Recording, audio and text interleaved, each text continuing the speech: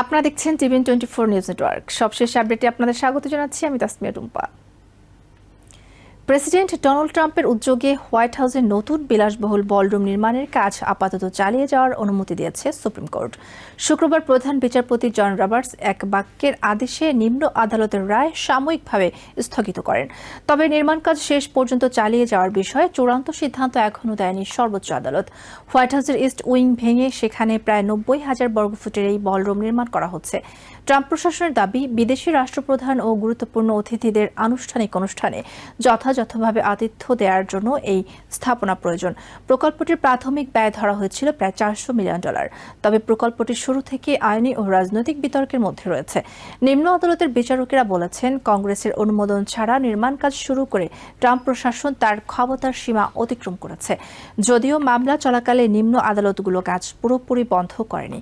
Supreme কোর্টের শুক্রবারের আদেশে নির্মাণ কাজ চালিয়ে যাওয়ার সুযোগ মিললেও আদালত পরবর্তী শুনানি বা চূড়ান্ত সিদ্ধান্তের কোনো সময়সীমা জানায়নি। প্রধান বিচারপতির আদেশে বলা হয়েছে, নিম্ন আদালতের সিদ্ধান্ত পরবর্তী নির্দেশ না দেওয়া পর্যন্ত স্থগিত থাকবে।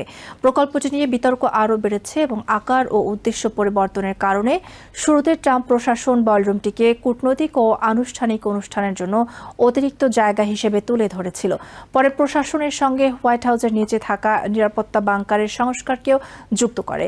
দ্বিতীয় বিশ্বযুদ্ধের সময় নির্মিত এই বাংকারকে এখন জাতীয় নিরাপত্তার জন্য গুরুত্বপূর্ণ বলে দাবি করা হচ্ছে। ট্রাম্প সামাজিক মাধ্যমে প্রকল্পটিকে মিলিটারি কমপ্লেক্স হিসেবে উল্লেখ করে এটিকে জাতীয় নিরাপত্তা ও প্রেসিডেন্টের নিরাপত্তার জন্য গুরুত্বপূর্ণ বলে দাবি করেছেন। তার আইনজীবীরা সুপ্রিম কোর্টের শীর্ষ নিরাপত্তা কর্মকর্তাদের শপথ করা বিবৃতিতেও জমা দেন। জয়েন্ট চিফস অব স্টাফের চেয়ারম্যান ড্যান কেইন এবং director of national intelligence J Clayton সহ কর্মকর্তারা সতর্ক করেছেন, নির্মাণ কাজ বন্ধ হলে প্রেসিডেন্ট ও তার পরিবারের নিরাপত্তা ঝুঁকিতে পড়তে পারে। আমেরিকার সলিসিটর জেনারেল ডি জন সাওয়ার 14 আগস্ট জানিয়েছিলেন, প্রকল্পের কাজ এরই মধ্যে 65% শেষ হয়েছে। তার বক্তব্য ছিল, এই পর্যায়ে এসে নির্মাণ কাজ পুরোপুরি থামিয়ে দেওয়া কার্যত কঠিন। এর 2 সপ্তাহ আগে ওয়াশিংটনের একটি আপিল আদালতের 3 বিচারকের বেঞ্চ 2-1 ভোটে ট্রাম্প প্রশাসনের বিরুদ্ধে রায় দিয়েছিল। আদালত বলেছিল, হোয়াইট হাউসকে কোনো নির্দিষ্ট প্রেসিডেন্টের ইচ্ছা মতো বড় ধরনের পরিবর্তন, পুনর্গঠন বা পুনর্নির্মাণের জন্য নির্বাহী শাখাকে কংগ্রেস সীমাহীন ক্ষমতা দেয়নি। এই মামলাটি করেছে national trust for historic preservation in the United states.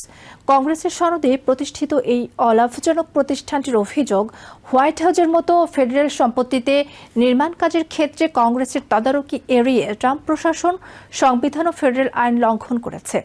এদিকে ট্রাম্প প্রশাসনের বাণিজ্য নীতিতেও শুক্রবার গুরুত্বপূর্ণ আলোচনা চলেছে। কানাডার সঙ্গে নতুন শুল্ক নিয়ে ওয়াশিংটনে 2 দেশের প্রতিনিধিদের মধ্যে তীব্র আলোচনা হয়। মধ্যরাতের সময়সীমার আগে একটি সমঝোতায় পৌঁছানোর চেষ্টা চলছিল। ট্রাম্প কানাডায় প্রায় $20 বিলিয়ন পণ্যের ওপর নতুন শুল্ক আরোপের হুমকি দিয়েছেন, যা এরই মধ্যে থাকা উচ্চ আমদানি করের ওপর যুক্ত হওয়ার কথা। খাদ্যপণ্যের দাম কমানোর উদ্যোগ হিসেবে নতুন পদক্ষেপের ঘোষণা দিয়েছেন ট্রাম্প। আগামী 90 দিনের জন্য সর্বোচ্চ 300,000 মেট্রিক টন গ্রাউন্ড বিফ কম শুল্কে আমেরিকায় আমদানির অনুমতি দেওয়ার কথা জানিয়েছেন তিনি। ট্রাম্পের দাবি, আমদানি করা গরুর মাংস বর্তমান বাজার দরের তুলনায় 25% কম দামে বিক্রি করা হবে। বর্তমানে বাজারে প্রতি পাউন্ড গ্রাউন্ড বিফের দাম $6.89 বলে তিনি উল্লেখ করেছেন। অন্যদিকে ট্রাম্প প্রশাসনের অভিবাসন নীতির সঙ্গে সংশ্লিষ্ট একটি বেসরকারি কারাগার পরিচালনাকারী কোম্পানির রাজনৈতিক অনুদান নিয়েও প্রশ্ন উঠেছে।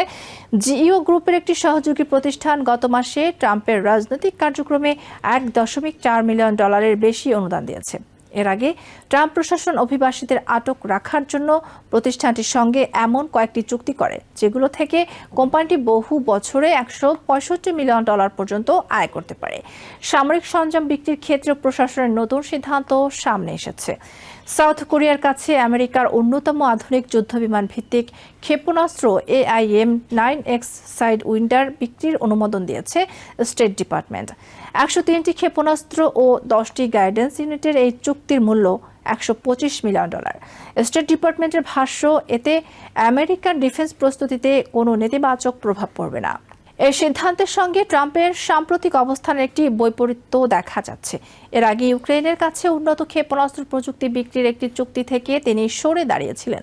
তখন ট্রাম্প যুক্তি দিয়েছিলেন, মিত্র দেশগুলো ভবিষ্যতে আমেরিকার বিরুদ্ধে অবস্থান নিতে পারে এবং অত্যাধুনিক সামরিক প্রযুক্তি তাদের হাতে তুলে দেওয়া ঝুঁকিপূর্ণ। এদিকে আমেরিকার ফেডারেল আদালতে ট্রাম্প প্রশাসনের আরেকটি নীতির বিরুদ্ধে রায় এসেছে। সিনেটের অনুমোদন ছাড়াই ইউএস অ্যাটর্নিদের নিয়োগের প্রশাসনিক পদ্ধতিকে আবারও বেআইনি বলেছে একটি ফেডারেল আপিল আদালত। দ্বিতীয় সার্কিট কোর্টের ২-১ রায়ে বলা হয়েছে, নিউইয়র্কের নর্দার্ন ডিস্ট্রিক্টের ভারপ্রাপ্ত ইউএস অ্যাটর্নি হিসেবে নিয়োগ পাওয়া জন এ সার্কোন থার্ড বৈধ কর্তৃত্বের মধ্যে থেকে কাজ করেননি। এর আগে 9th ও 3rd সার্কিটও একই ধরনের রায় দিয়েছিল। রাজনৈতিক বিরোধীদের সঙ্গে ট্রাম্পের সংঘাত অব্যাহত রয়েছে। ন্যাশনাল গার্ড মোতায়েন নিয়ে একটি গবেষণা প্রতিবেদন প্রকাশের পর সেন্টার ফর আমেরিকান প্রোগ্রেসের বিরুদ্ধে $5 বিলিয়ন মানহানি মামলা করার হুমকি দিয়েছেন প্রেসিডেন্ট। ওই প্রতিবেদনে বলা হয়েছিল, দেশের বিভিন্ন শহরে ন্যাশনাল গার্ড মোতায়েনের ফলে সহিংস অপরাধ কমার কোনো প্রমাণ পাওয়া যায়নি। হার্ভার্ড ইউনিভার্সিটির সঙ্গেও ট্রাম্প প্রশাসনের দীর্ঘদিনের বিরুদ্ধের আর্থিক প্রভাব পড়েছে। নিউইয়র্ক টাইমসের সরকারি তথ্য বিশ্লেষণ অনুযায়ী বিশ্ববিদ্যালয়টির অন্যতম বড় ফেডারেল অর্থায়নের উৎস থেকে পাওয়া অর্থ উল্লেখযোগ্যভাবে কমেছে। গত বছর একটি ফেডারেল বিচারক প্রশাসনকে বড় ধরনের অর্থ ছাঁটাই প্রত্যাহার করতে বাধ্য করার পরও অর্থায়নের এই পতন অব্যাহত রয়েছে। এদিকে মহাকাশ খাতেও নতুন নীতি ঘোষণা করেছে ট্রাম্প প্রশাসন। Golden age of space transportation প্রতিষ্ঠার লক্ষ্যে রকেট উৎক্ষেপণ ও মহাকাশযান পুনঃপ্রবেশের সংখ্যা ব্যাপকভাবে বাড়ানোর পরিকল্পনা নেওয়া হয়েছে। নতুন নীতির লক্ষ্য 2030 সালের মধ্যে আমেরিকার মাটিতে বছরে 1000-এর বেশি রকেট উৎক্ষেপণ ও মহাকাশযান পুনঃপ্রবেশের সুযোগ তৈরি করা। হোয়াইট হাউসের বলরুম নির্মাণ নিয়ে সুপ্রিম কোর্টের সাময়িক আদেশ ট্রাম্প প্রশাসনের জন্য তাৎক্ষণিক স্বস্তি আনলেও প্রকল্পটির আইনি ভবিষ্যৎ এখনও অনিশ্চিত। একই সময় বাণিজ্য, অভিবাসন, সামরিক সহায়তা, বিচার বিভাগ এবং রাজনৈতিক বিরোধীদের সঙ্গে প্রশাসনের সংঘাত সবকটি ক্ষেত্রেই একাধিক আইনি ও নীতিগত চ্যালেঞ্জ সামনে রয়েছে।